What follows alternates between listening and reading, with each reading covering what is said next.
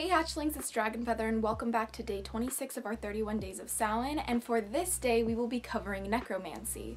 Now we wanted to kind of debunk some of the stereotypes and really inform you what Necromancy really is and what it's about, for there's a lot of misconceptions and Necromancers tend to get a really bad rap, so we wanted to kind of debunk some of that and share with you guys some information about Necromancy. If you're interested in learning more about Necromancy than I'll be sharing in this video today, then don't forget to check out the link down below. That's a post made by one of the Hatchlings in the Hatchling clan that goes in depth about Necromancy and kind of just educational in general and what you need to know if you wish to become a Necromancer. So if that's something that you are interested in, all the information will be down below for you for your easy convenience. So typically Necromancy is described as communication with the dead for knowledge, guidance, and help in your practice. Necromancy is often considered a form of divination as well. So Necromancy is oftentimes considered spirit work too, though not exactly, as Necromancy is communicating with the dead and bringing back the dead, not necessarily in the form of reanimating their bodies like zombies, but bringing back the dead in the form of their spirits.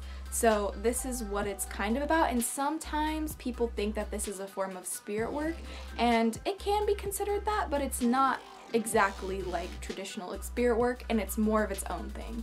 It's important to stress the free will of the spirits, as we do not want to exercise our will over the free will of the deceased.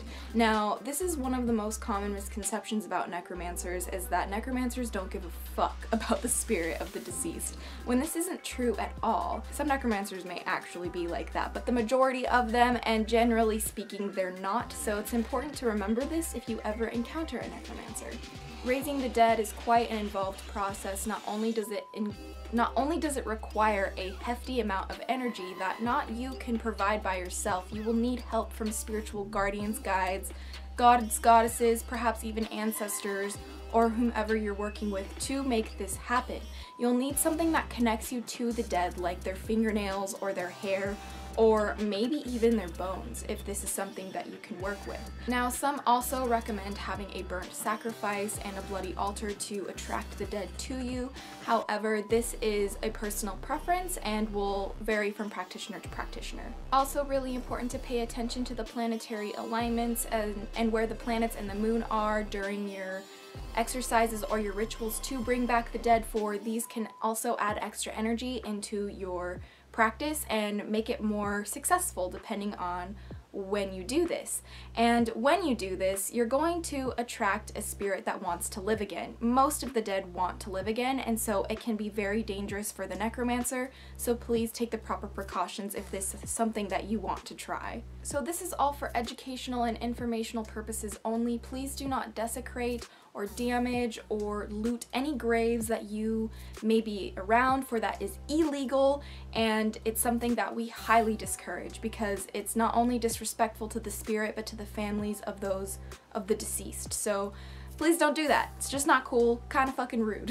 So moving on. Oftentimes, necromancy is thought to only be working with the deceased of humans. However, it can be done with animals and plants too. And we wanted to go into necromancy with plants a little bit because bringing back dead plants is something that is really fascinating, honestly. Plants know more about death than we do, as they frequently die out, and sometimes it would seem like even dead plants come back to life.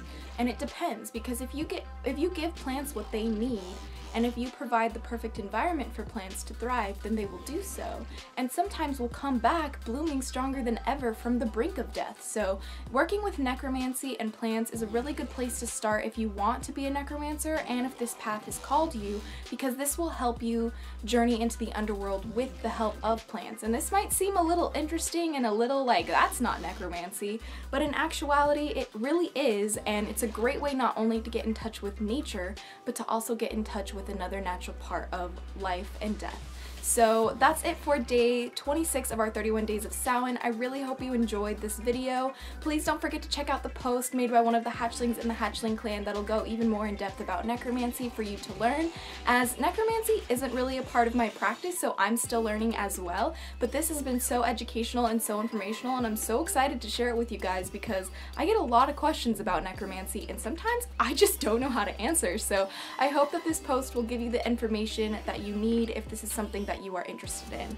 So sending you guys endless love and positive vibes always, and thank you so much for spending some of your day with me today. The 31 days of Samhain have been nothing but extraordinary awesomeness, and I'm just super excited as we come to a closing with our final episodes here for the series. So thank you guys so much for being a part of this, and I just love you all so very much.